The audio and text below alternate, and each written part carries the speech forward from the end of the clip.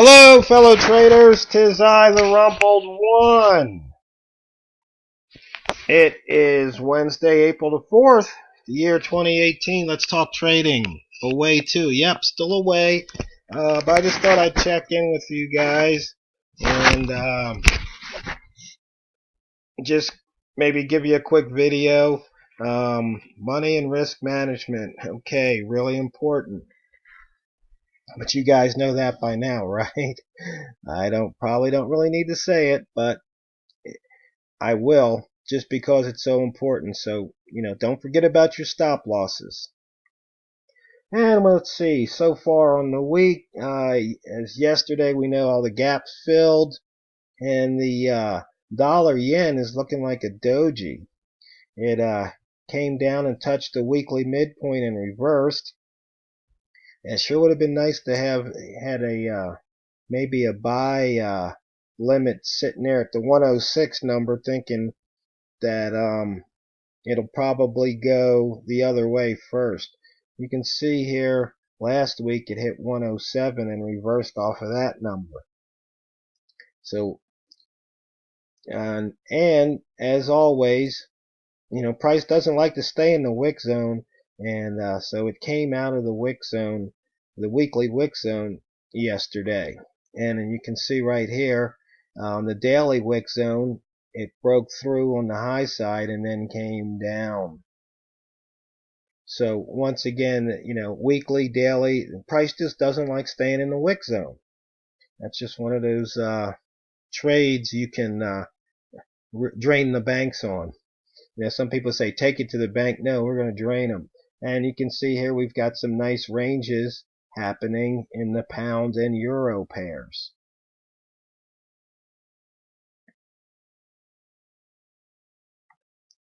And looking at the buy zone, okay, we had some profit to the downside here during the Australian New Zealand session. You see here in the yen session, if you triggered here, you should have stopped out, and right here you re-enter the trade and you make it up and then some.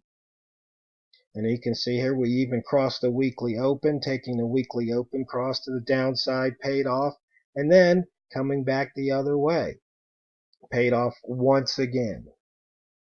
We've got the start of a new hour here. As you can see, price went into the hourly wick zone and then it came back out.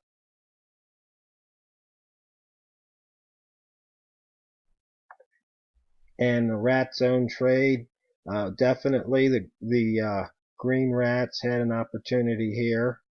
Right there probably was a scratch trade. Right there you may or may not have been stopped out. If you had your position size set accordingly, you probably would have had your stop somewhere around the 105.97 area or so. So it was close, but no cigar. And you can see here there was about 8 pips or so profit to be made. About 4 or 5 pips here, 8 pips there. So sometimes you just take the money off the table. Sometimes a little, sometimes a lot. And here we're looking at the pivot. Once again, fading the pivot. Here's the daily open. Here's the pivot. So you're looking to trade short. And the yen is very well behaved when those pivot fades. And maybe when I get back, I'll bring up the pivot, the template that shows the frequency distribution of how many times a open to pivot, that gap or that area gets filled. And price action, definitely you can see the 3 ball, and you go short here with the candle color at the line. You see the 2 ball here. Now if you would have taken this long, you would have been stopped out right there, but that probably wouldn't have been a smart move, because usually when you see these long tails like this, and because that's a fast pushback, well, all that means is there's more buyers down here, and you see here it came back. So that should have been an indication to maybe pass on that trade.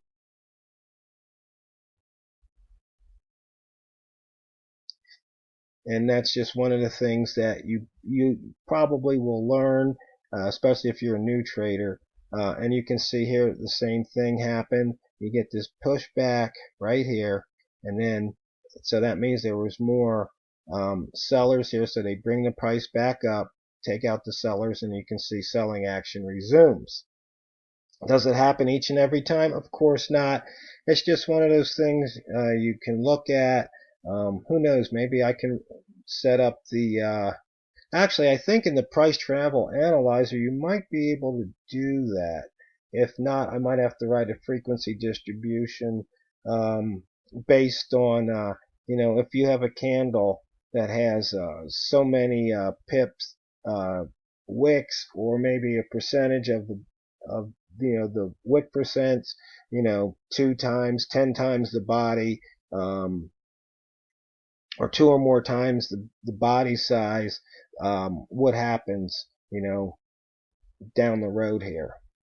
That's just something. Would that be probably a really specific frequency distribution indicator? I'll have to think if I want to do that. I think I might. I'm not sure. And you can see here, looking at yesterday's 5 lines, once again trading at the line with the H1 candle color, proved to be profitable.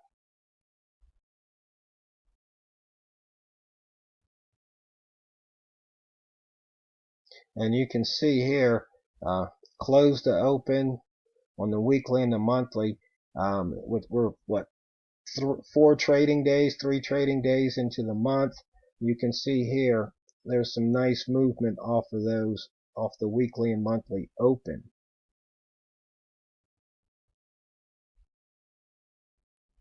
Which, just if you notice something, the numbers are the same because the week and the month started on the same day. Okay, we're looking at the wick zone, daily wick zone. Once again, price doesn't like staying in it.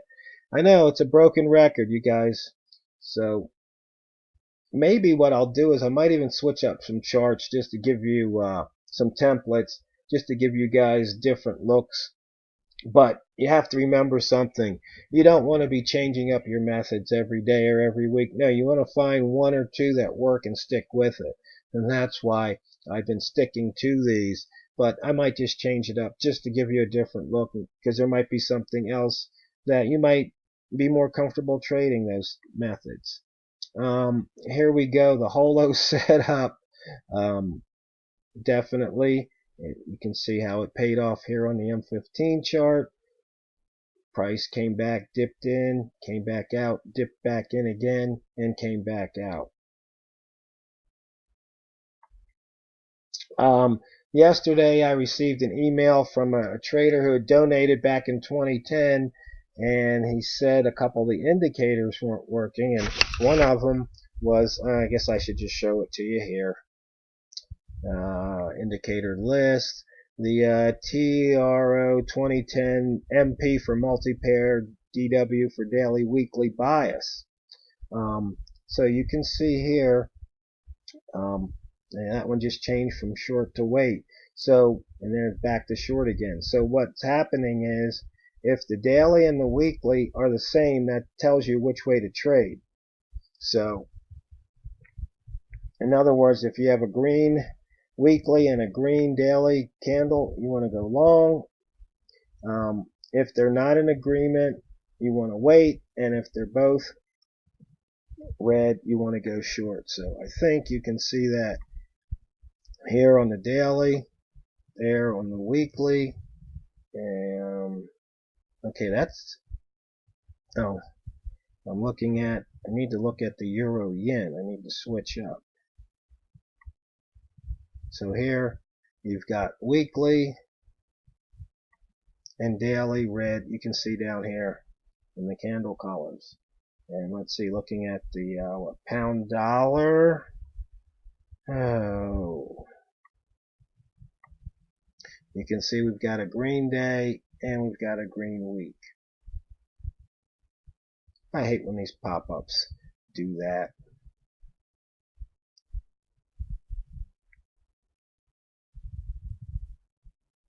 So yeah, it's kind of interesting seeing how some of these indicators. This was one I wrote 8 years ago, 7 years ago. That traders are still using them. Why? Because they work. Um, yeah, they work. Um, in other words, you use the indicators, and these indicators help you trade. Hopefully they help you trade profitably. But of course, this is for educational purposes only. So I don't want the CFTC or CTFC, whatever those alphabet soup government agencies that just like to, find a reason to take money out of your pocket, either charging you a fee to do something in the land of the free, or, saying you did something wrong, so here, you got to pay the price. But anyway, enough of the politics. But yeah, I'm here in the undisclosed location at the disaster preparedness workshop, and I got to meet some really interesting people and some people that might be able to help in the future. Met the new Region 10 FEMA Region 10 director. Got the business card. I met the former FEMA Region 10 director. Had a nice chat with him. He retired, but I can't. Once you get preparedness in your blood, you just can't walk away from it. So he's now acting as a volunteer in his county. Got to meet some other people with FEMA. Got to hear a couple of really great first-hand accounts. This one woman was the director or acting director at the time when they had that big flood up in Minot, North Dakota. Learned a whole lot from that one. Yeah, I know this has nothing to do with trading, but just sharing a little bit. And then there was a lady who was in Tokyo when they had the big Fukushima earthquake. Even though Tokyo's pretty far away from the Fukushima area, but her town where she lived in Tokyo was definitely rocked. She had some pictures, and in fact, it was very emotional for her. She had to choke back tears about 3 or 4 times when she gave the talk. Learned a few things there. And then, of course, there's always that one person, this one woman from it's called Dugami, the Department of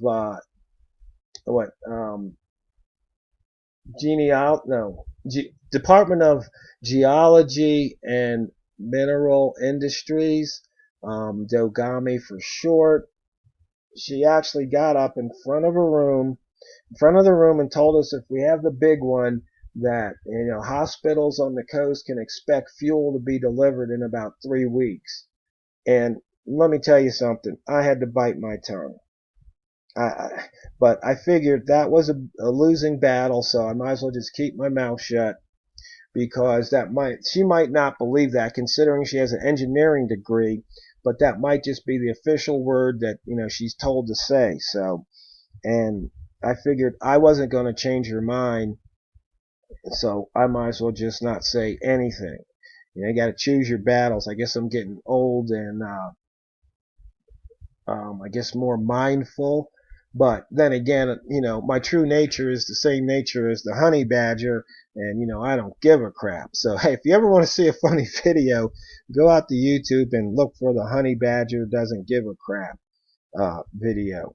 And I'm not sure if they use the word crap or a synonym for crap or another word for crap. Anyway, enough of that. So fellow traders, I hope you trading well, and just remember, it's not what you trade, it's how you trade it. So go out there and drain the banks.